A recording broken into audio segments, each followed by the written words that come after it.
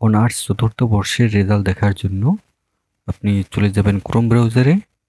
Chrome ব্রাউজারে click করার পরে এখানে আপনি সার্চ বারে লিখবেন NU রেজাল্ট, এটা লিখে সার্চে ক্লিক করবেন। এরপরে এই যে দ্বিতীয় যে অপশনটি আছে এই অপশনে ক্লিক করবেন। এরপরে এরকমের একটি ইন্টারফেস দেখতে পারবেন।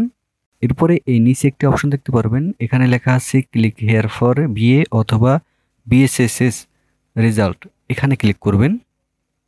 এখানে প্রথমে bachelor degree honours fourth year এটাই লেখা থাকবে। এরপরে নিচে যে গ্রুপ নেম দেওয়া আছে এখানে ক্লিক করবেন।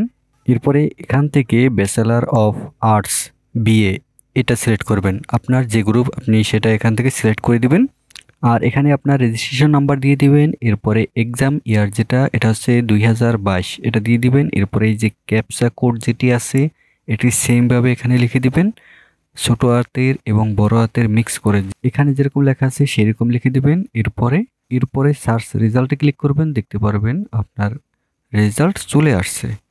এভাবে খুব সহজে এই রেজাল্ট আপনি দেখতে পারবেন। তবে আপনি কোন রেজাল্ট পেয়েছেন, মানে কি রেজাল্ট পেয়েছেন সেটা অবশ্যই কমেন্টে জানিয়ে দিবেন।